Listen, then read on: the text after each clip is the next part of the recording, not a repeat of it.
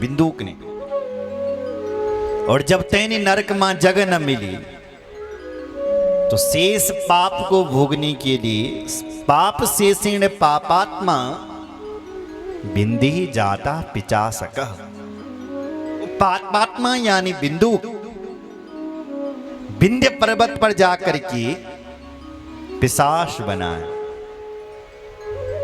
चंचला कांप गई, मेरा पति पिशाच बन गया, हे माता आप उसका उद्धार करो।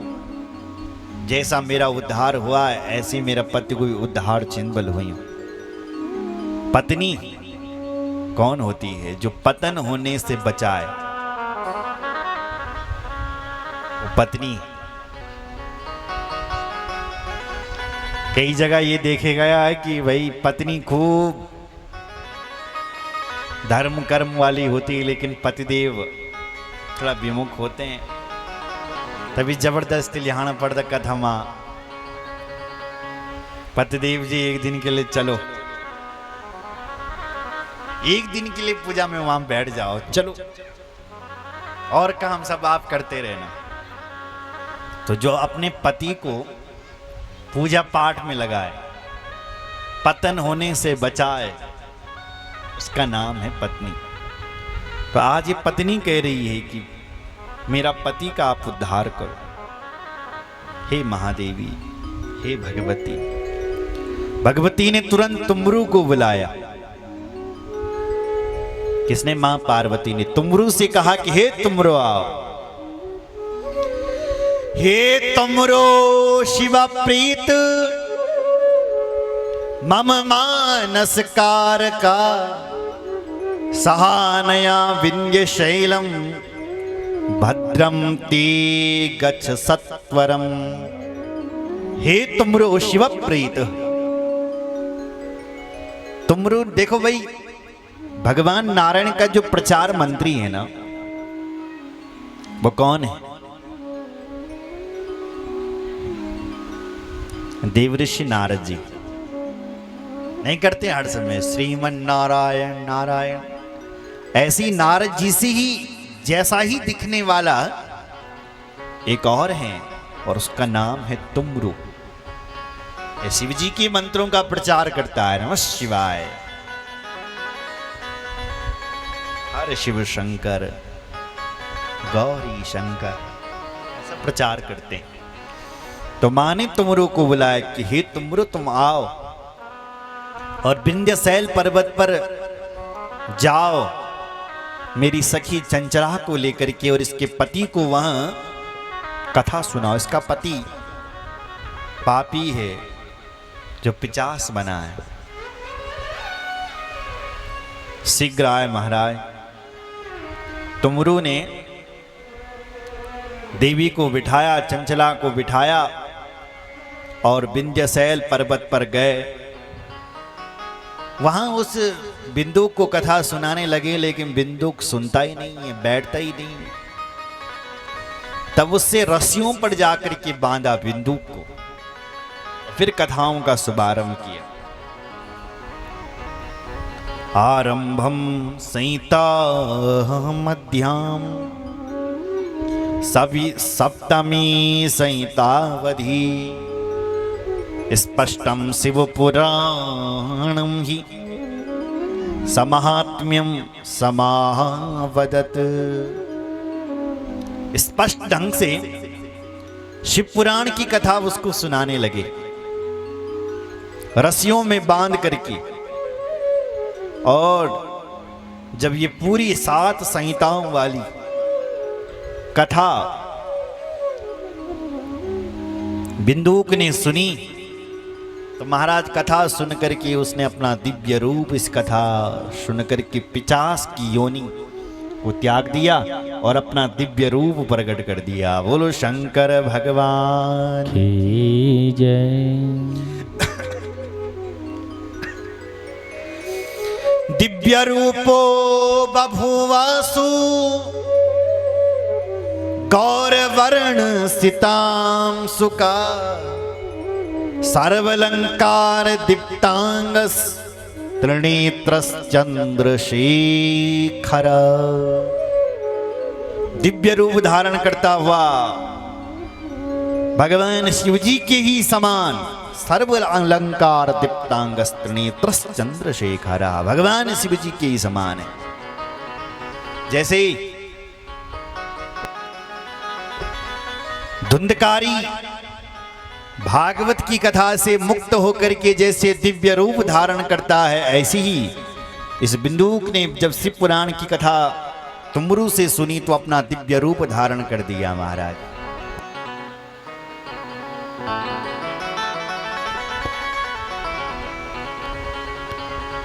दिव्य रूप धरो जातस तुलसी दाम मंडिता,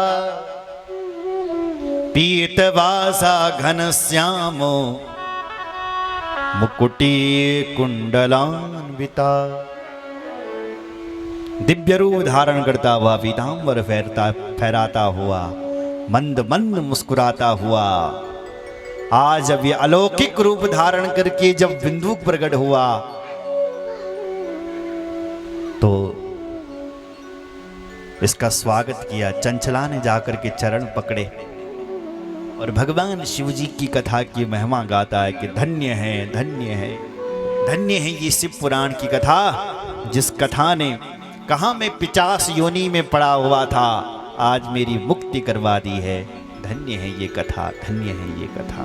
श्री सूत भगवान कहते हैं, हे ऋषियों, आज बिंदुक इस कथा से पवित्र होकर के, पावन होकर के भगवान शिव जी के धाम को, लोक को चला गया। ऐसी ये कथा है जो परस्त्रीगामी है उसका भी उद्धार करती है, जो पतित है, जो प्रेत बन गया है उसका भी ये कथा उद्धार करने वाली कथा है। बोलो शंकर भगवान की जय। हर हर महादेव। बोले महाराज कथा तो बहुत प्यारी है, पर ये बताए कि इस कथा का सुनने का श्रवण विधि क्या है, कथा करवाने में कितना खर्चा आता है। कथा तो हर व्यक्ति का करवाने का मन है, पर लेकिन ये डरता है कि खर्चा कितना आएगा साहब। तो कितना खर्चा आता है महाराज, ये भी तो बताओ। कैसी भगवान शिव जी की कथा करवानी चाहिए? बोले सुनो, जब आपका पूरा मन विचार बन जाए कथा करवाने का, तो सबसे पहले आप मुहूर्त निकालिए। दैवज्ञं च समाहूय संतोष्या च जनान्विता, मुहूर्तं शोधये क्षुद्धं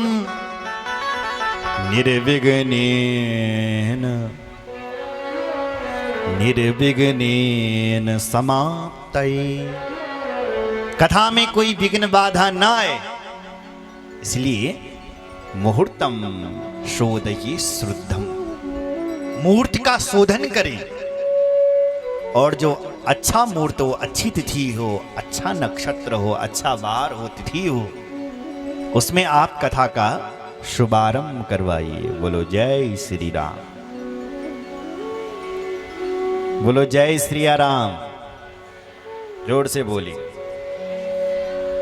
उसके बाद कार्ड छपवाएं। जब मुहूर्त निकल गया तब क्या कद आप कार्ड छपवाते हैं ना साहब, तो कार्ड छपवाएं और उसमें लिखें क्या, श्रीमद् शिव पुराणाय रसपानाय चादरात् आयं परम भवन्तस्य कृपया प्रेम तत्परा, कृपया प्रेम तत्परा।